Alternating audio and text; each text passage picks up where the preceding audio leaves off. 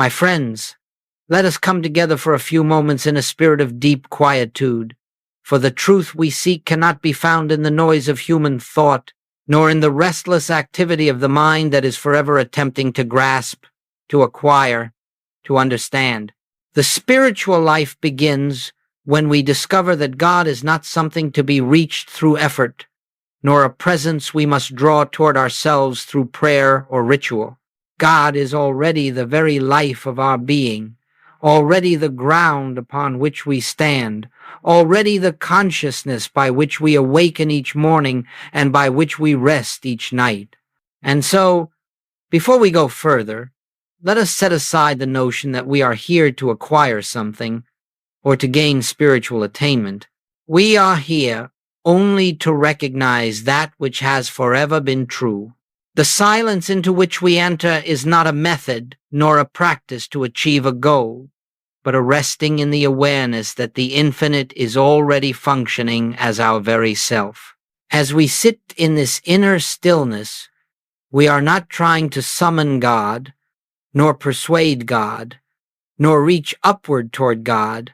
We are simply withdrawing attention from the distractions of the outer world so that the presence, which is always at the center of our being, may reveal itself. In this recognition, we begin to feel a gentle loosening of the tensions of mind, a soft falling away of the sense of personal responsibility to make something happen, and a quiet realization that the spiritual life is not something we create, but something we allow to unfold.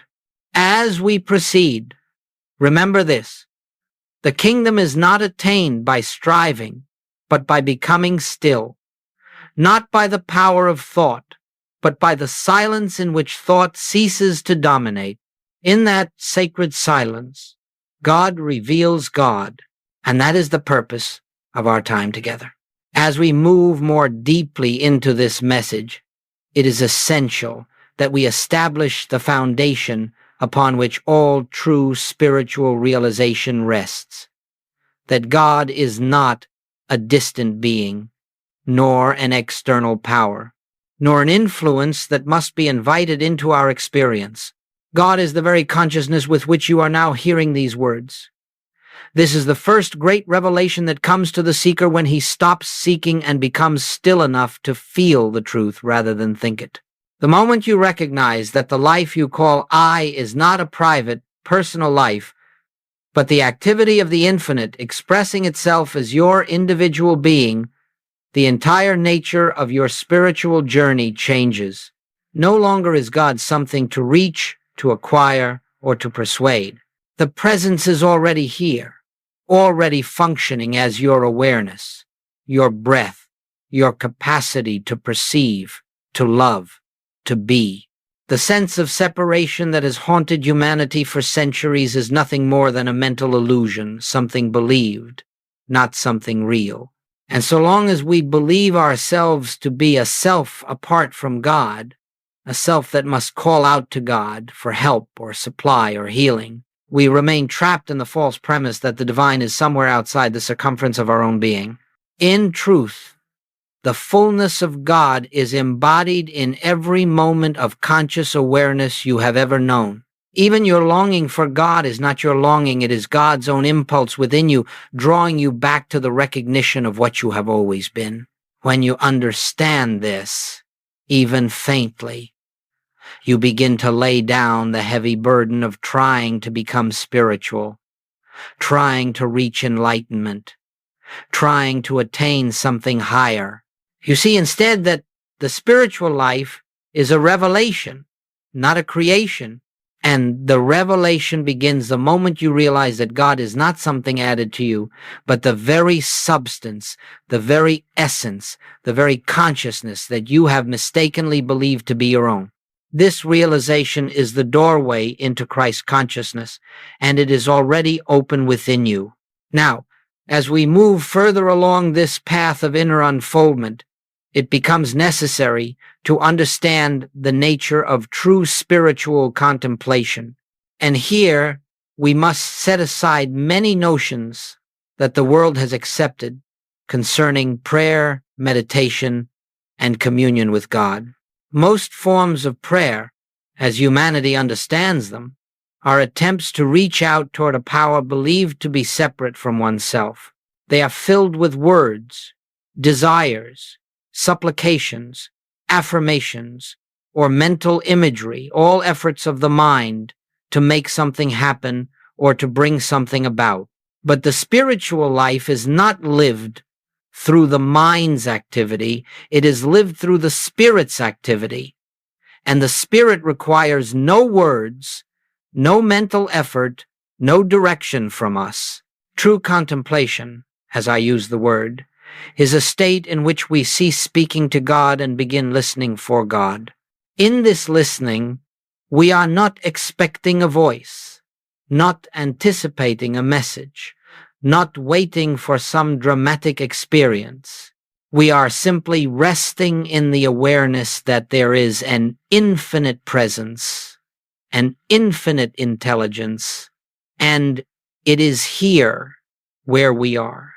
It is this inner stillness that opens the way for the impartation of truth. When the mind is quiet, when the personal sense of I want, I need, or I must have is silent, then the divine activity begins to flow into consciousness. We become aware, not through thought, but through a gentle spiritual impression of the presence that is always functioning at the center of our being. In this state of listening, we are no longer creators of prayers, we are beholders of God's grace. And this beholding is the essence of Christ consciousness. It is the recognition that the Father's presence, the divine presence, is already here, speaking itself, revealing itself, making itself known not through effort, but through silence. Therefore, let us understand that every moment we spend in quiet listening is a moment spent in the awareness of God, and that it is in the silence, not in the words, where the true communion takes place. Before we can enter the silence, in which the presence reveals itself, there must come a quiet, humble willingness to set aside the personal sense of self that has, for so long, attempted to run our lives. This personal I, the human ego, is forever striving, forever fearing, forever planning, forever reaching for something it imagines to be missing. It is this restless selfhood that prevents us from hearing the still, small voice, not because God hides himself, but because the noise of personal will leaves no space for the divine impartation to be felt. And so, the preparation for true spiritual communion is not the sharpening of the mind or the strengthening of effort. It is precisely the opposite. It is the gentle surrender of the belief that we know what is needed, that we can direct spiritual power, or that we must control the course of our experience. As long as we approach God with a desire to get something, a healing, a supply, a solution, we remain in the realm of the personal mind, where true communion cannot take place. Therefore, the first movement of the soul in preparation for silence is the laying down of all self-initiated purpose. We become as an empty vessel, not in despair, but in receptivity. We relinquish the impulse to guide the meditation, to force an experience, or to condition the presence by our expectations. This emptying is not a dramatic act. It is a quiet recognition that the human self can do nothing of a spiritual nature, and need not try. When we adopt this attitude, Father, I do not know, reveal thyself, we step out of the way and make room for the true activity of God. It is in this emptiness, this freedom from personal will, that the door opens inwardly, and the grace of God finds an unobstructed channel through which it may express.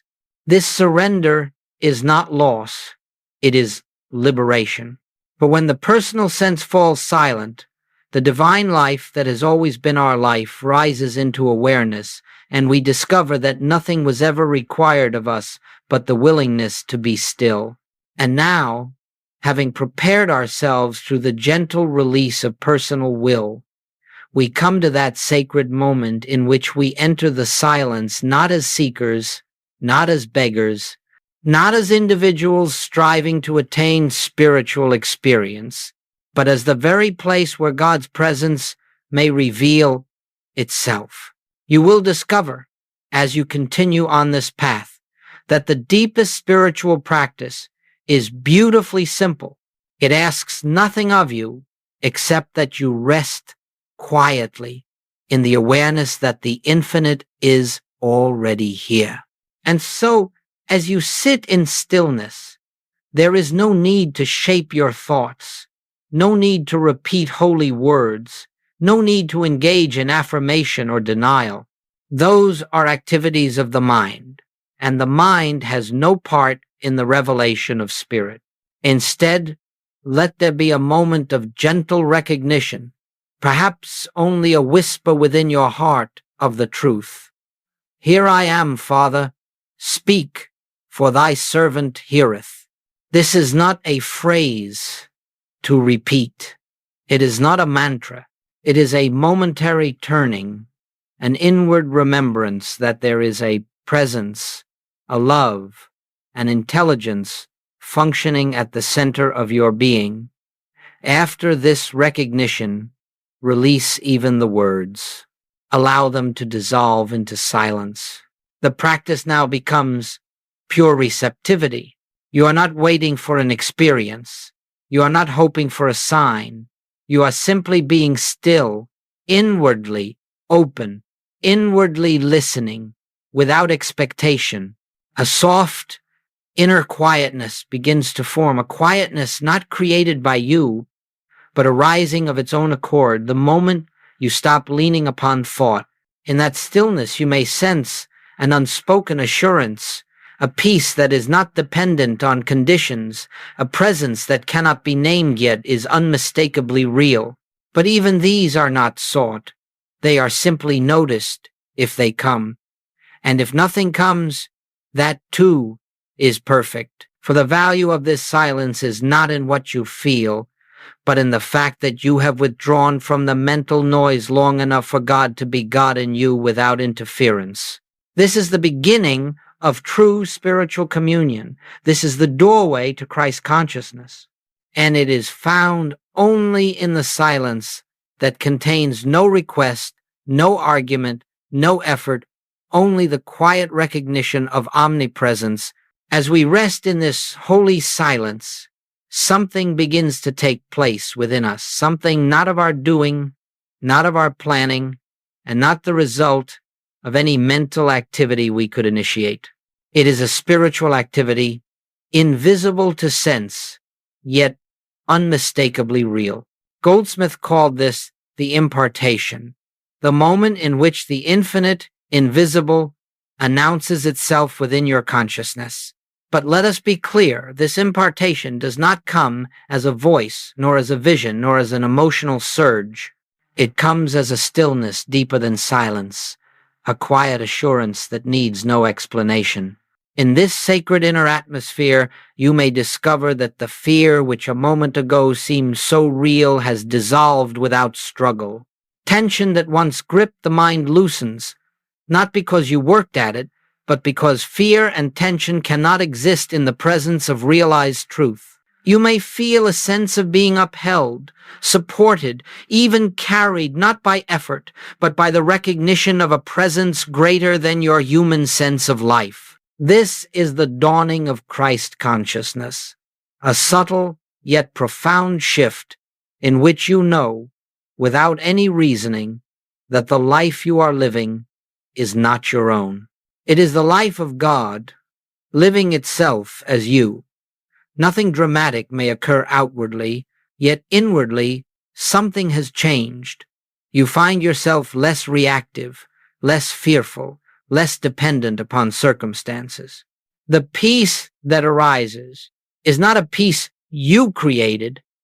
It is the peace that passeth understanding, the peace that comes only when the personal sense of self has been set aside long enough for the divine self to make itself known.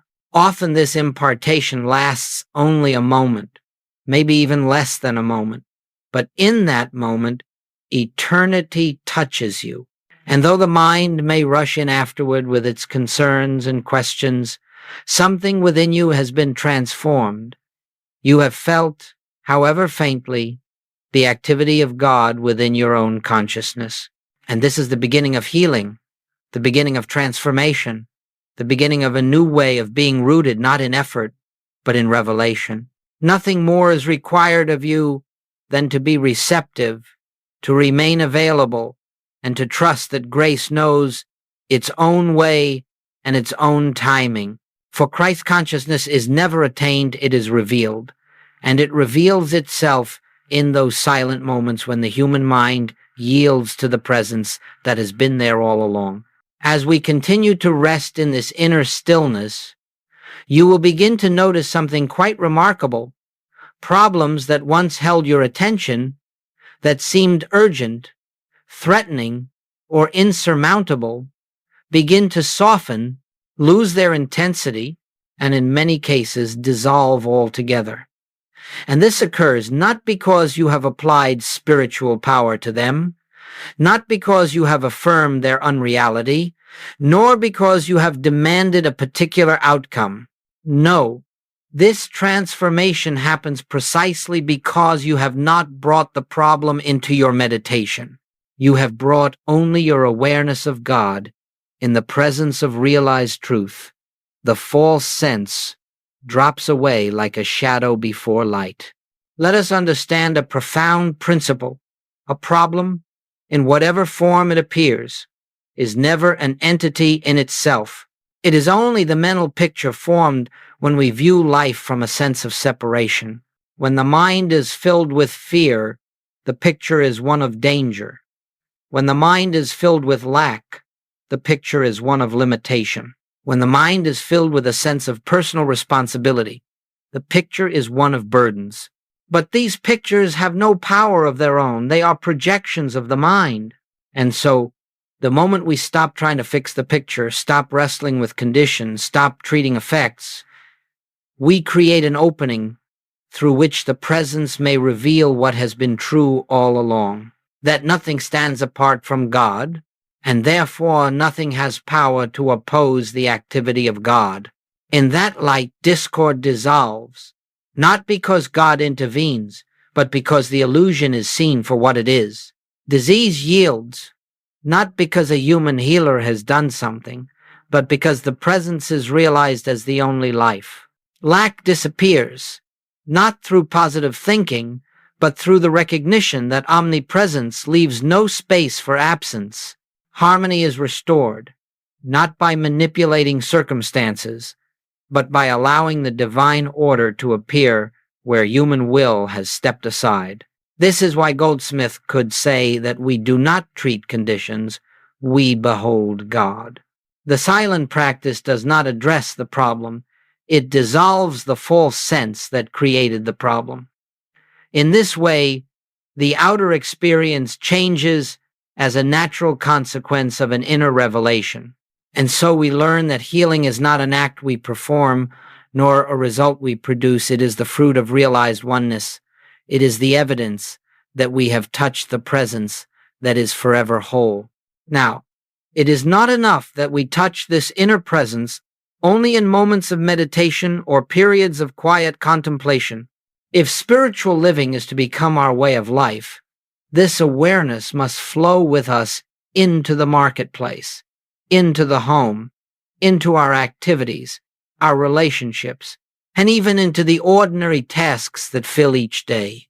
The purpose of the silence is not to withdraw from life, but to reveal the presence that lives us, guides us, and sustains us in every circumstance. When you rise from meditation, do not leave the atmosphere of stillness behind. Carry it with you as a gentle awareness that there is an invisible something walking with you, going before you, preparing the way. You will discover that your speech becomes quieter, your reactions slower, your judgment softer, because you are no longer meeting the world as a personal self, but as a transparency for the divine. When a challenge presents itself, a moment of irritation, a decision to be made, a difficulty that arises, pause inwardly, not to think, not to analyze, but to rest for a breath in the remembrance. Of mine own self I can do nothing. The Father within me doeth the work. This pause, even if only for a second, restores you to the consciousness of oneness. It lifts you out of personal responsibility and returns you to the awareness that the same presence which spoke in the silence is here, now, in this very moment. When you touch this inner space before acting, you will find that action flows harmoniously. If there is something to say, the words are given. If there is something to do, the intuition arises gently, without strain. And if silence is required, you will feel it as naturally as a leaf turning toward the sun. Over time, this becomes not a practice but a state of being. You come to realize that the presence that met you in your meditation is never absent. It walks through the day as your clarity, your love, your patience, your wisdom. It gradually becomes clear that there is no moment in which you live alone. The invisible Christ goes before you, stands behind you, and moves within you. This is spiritual living, not the attempt to remember God as a discipline, but the recognition that God is remembering you, carrying you, and expressing as you. When this awareness becomes the background of your life, even the simplest activities are transformed. The ordinary becomes sacred, the mundane becomes illumined, and every step you take is taken in the quiet assurance that you are never separate from the one who is your life. And now, as we bring this period of sharing to a close, let us once more return to that sacred stillness in which all true revelation takes place. For everything that has been spoken here is but a pointer, a gentle reminder to turn inward where the real teacher abides. Words may inspire, concepts may uplift, but it is only the realized presence that transforms. And that presence is not far off. It is closer than breath, nearer than thought, hidden in the quiet depths of your own being. As we rest together in this moment, let us acknowledge, without effort and without strain, the simple truth: God is here, the invisible, the infinite, the very life that animates us is present now, complete and whole. Nothing needs to be added, nothing needs to be corrected, nothing needs to be improved. The kingdom we seek is already established within us. And so we do not leave this gathering in search of spirit, nor do we depart with tasks to accomplish or practices to perfect. We leave only with a gentle awareness that wherever we go, the presence goes with us, for it is our being. As this recognition deepens into conviction, you will find that life unfolds more harmoniously, not because you have made it so, but because you are no longer living as a separate self. You are living as a witness to the activity of God, and in that witnessing, every moment becomes a benediction. May the peace that is not of this world abide with you. May the light that cannot be extinguished illumine your path, and may the presence that has revealed itself in the silence continue to unfold its grace within you, guiding, sustaining, and fulfilling every step of your journey. We part outwardly, but inwardly we remain united in the one life, the one consciousness, the one Christ that is the truth of all being.